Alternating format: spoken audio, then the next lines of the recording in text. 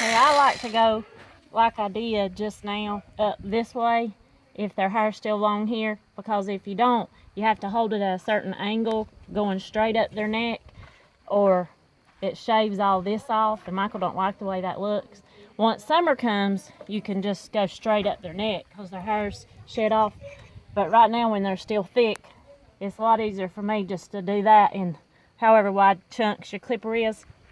And you have to be careful though, because you know, if they wiggle, you've roached it.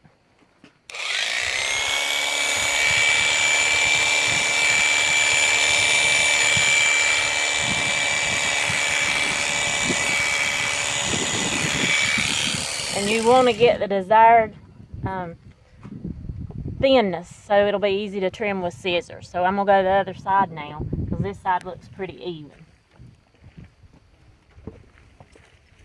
And my right arm's stronger, so it's easier for me to trim this side.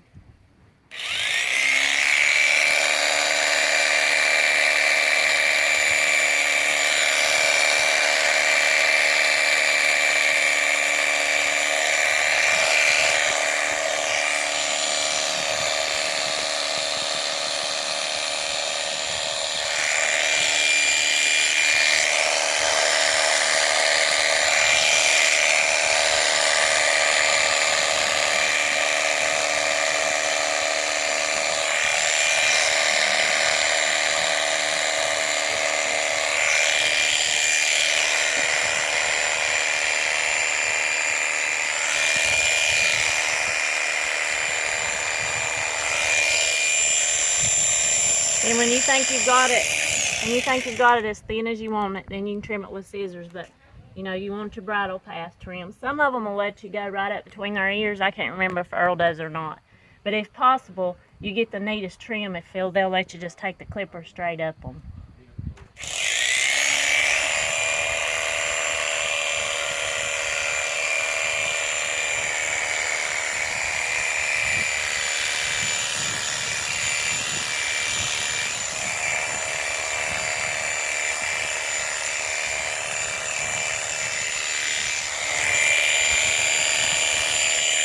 And you're going to have all this fuzz, you know, until they shed off. But, okay, then let me go get the scissors. And if you'll look straight down his back, you can tell you kind of want it even on the sides. And then Michael likes for it to be about 1 inch tall. Sometimes if we're going somewhere, I think it looks better just a little longer. That way it don't look like a fresh haircut. But you just start at the back and work your way up. And the first time, I'd go long because, you know, you can't get it back once you cut it off. And I used to do this with the clippers, and then I saw somebody scissor it, and scissoring it's just a lot easier. And you don't have to have as steady as a hand.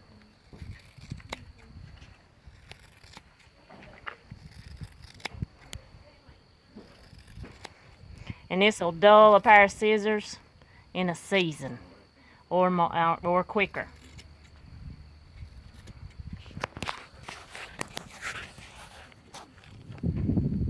And then you'll see, you know, where you'll see high spots, and then you could go back if you start long. If you start short, you know, it's not going to look as good.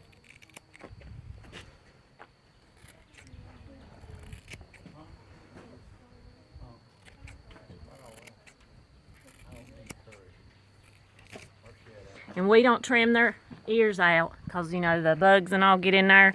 I just close their ear up and trim what's hanging out. You know, be careful you don't get the ear.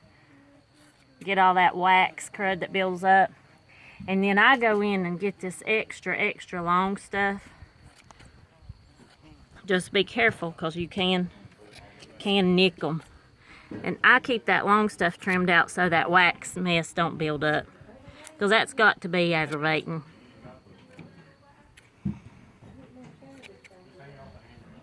But we don't, like I said, we don't shave that ear, because that's just, you know, that's leaving bare skin for all them critters that's gonna want to suck on them.